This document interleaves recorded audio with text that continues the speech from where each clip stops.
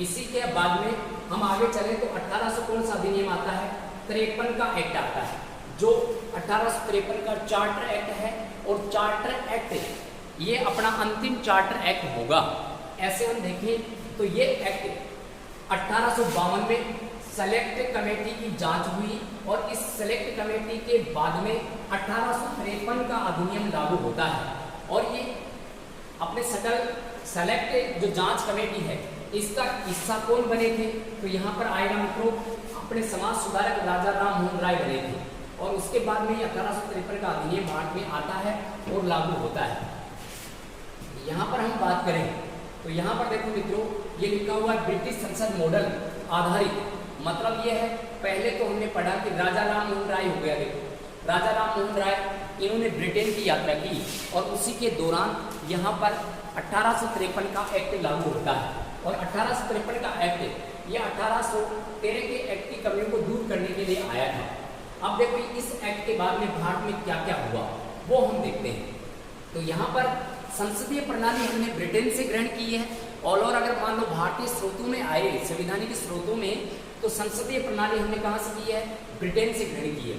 और इस संसदीय प्रणाली की शुरुआत अपने 1853 के अधिनियम में होती है। तो मित्रों यहाँ लिखा हुआ देखो ब्रिटिश संसद मॉडल, ब्रिटिश संसद मॉडल को आधारित रखते हुए भारत में किसकी शुरुआत हो जाती है, संसदीय प्रणाली की शुरुआत हो जाती है। कौन से अधिनियम के तहत, 1853 के अधिनियम के तहत भारत में संसदीय प्रणाली की शुरुआत। इसके बाद में हम आगे चले तो यहाँ पर संसदीय प्रणाली की शुरुआत हो गई तो पहली बार इस अधिनियम में कार्यपालिका और विधान परिषद का विचार प्रस्तुत किया गया। तो प्रश्न बन सकता है कि किस अधिनियम में पहली बार कार्यपालिका और विधान परिषद का विचार प्रस्तुत किया जाता है, जो आगे चलकर ये प्रांतों में विधान परिषद, इसके बाद वाला जो अधिनियम आएगा 1861 और वहां पर ये प्रांतों में विधान परिषद लागू हो जाएगी। आगे हम चलते हैं तो कार्यपालिका को विधायी शक्तियों से अलग इस अधिनियम में किया गया।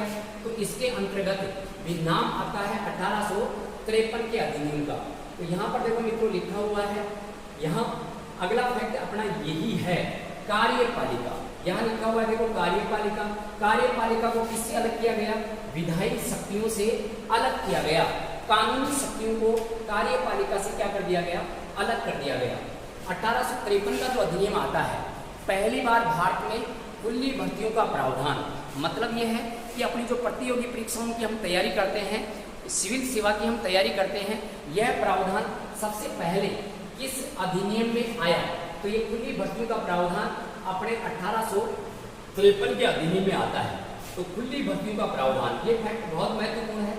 खुली भर्तियों का प्रावधान पहली बार कौन लेकर आए, लॉर्ड मैकाले समिति के आधार रखते हुए यहाँ पर ये अधिनियम आता है खुली भर्तियों के लिए। तो मित्रों देखो शिक्षा के लिए लॉर्ड मैकाले बहुत कुछ कर रहे हैं, इसी कारण यहाँ पर इसको आधुनिक शिक्षा का क्या कहा जाता है, जनक कहा जाता है।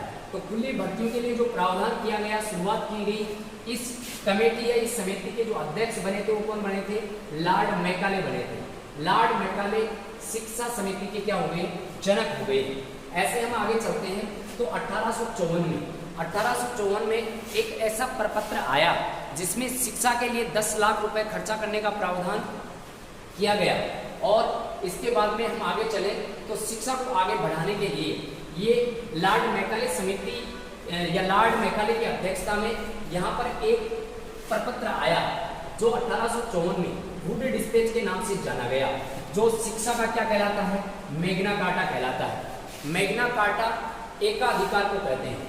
शिक्षा का मैग्ना कार्टा किसको कहा जाता है, वुड डिस्पैच को, और ये 1854 में आया था। इसके बाद हम आगे चलते हैं, बोर्ड ऑफ डायरेक्टर, इनके सदस्यों की संख्या हमने पीछे 24 निर्धारित की थी। इन 24 को घटाकर यहाँ सदस्यों की संख्या में तो कितनी कर दी जाती है, 18 कर दी जाती है। 18 कर दी थी और इनमें 6 कम कर दिए गए। लेकिन आगे जाकर ये 6 सदस्य ब्रिटिश क्राउन, ये 6 सदस्य थे, ये ब्रिटिश क्राउन के द्वारा मनोनीत किए जाते थे। और ये 6 सदस्य आगे चलते हैं तो ये विधान परिषद में क्या हुए, मनोनीत हुए। विधान परिषद में क्या हुए मित्रों, मनोनीत। विधान परिषद में इन 6 सदस्यों को मनोनीत किया गया। और ये जो मनोनीत किए जाते थे, इसके अंतर्गत हम आगे चले तो यहाँ पर आगे हम बढ़ते हैं। इसके अलावा ये तो हो गए बोर्ड ऑफ डायरेक्टर के पदों की बात हो गई। 24 से घटाकर कितनी कर दी, 18 और 6 सदस्य किसमें भी, विधान परिषद में। और वो कैसे होते थे, मनोनीत होते थे। आगे हम बढ़े तो गवर्नर जनरल की जो कार्यकारिणी थी उसमें विधि के रूप में मैकाले को चौथा सदस्य नियुक्त किया गया था। पहले इनकी सदस्यों की संख्या आरंभ में 4 थी, फिर घटाकर 3 कर दी गई थी, फिर पुनः मैकाले को इसमें रखा जाता है। अब आगे चलते हैं। गवर्नर जनरल जो कार्यकारिणी है इनमें सदस्यों की संख्या कितनी कर दी गई, 6 अतिरिक्त सदस्य, मतलब 6 अतिरिक्त सदस्य और इनमें चुने गए। और इन 6 सदस्यों में से अपने भारत में देखो बंगाल से हो गया, बंबई से हो गया, मद्रास से हो गया और आगरा से हो गया। ये मित्रों ये बहुत महत्वपूर्ण है आगरा। कभी आ गया कि निम्नलिखित में से कौन सा है या कौन सा नहीं है, तो आगरा भी इनमें महत्वपूर्ण है। यहाँ से कुछ 4 सदस्य तो इन 4 प्रांतों से चुने गए और 2 सदस्य अन्य चुने गए। ऐसे गवर्नर जनरल की कार्यकारिणी में अतिरिक्त सदस्यों की संख्या कितनी कर दी गई मित्रों, तो यहाँ पर 6 कर दी गई। ऐसे हम चलते हैं तो यहाँ पर ये अपना संविधान के 2 अधिनियम पूर्ण होते हैं, जिसमें एक बार फिर से हम देख लेते हैं कौन कौन से अधिनियम आए मित्रों।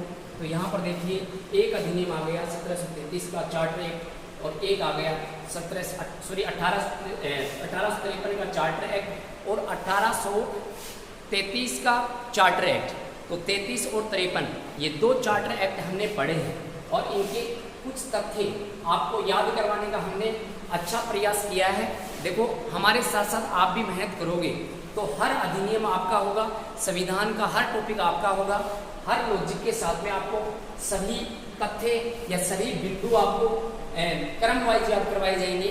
सभी से अनुरोध है कि हिंदी पीसीआई ज्ञान को आप ज़्यादा से ज़्यादा सब्सक्राइब कीजिए, शेयर कीजिए, जिससे आप लोगों के साथ साथ अन्य लोगों को भी फायदा हो। जय भारत दोस्तों, जय हिंद, नमस्ते, जय भारत।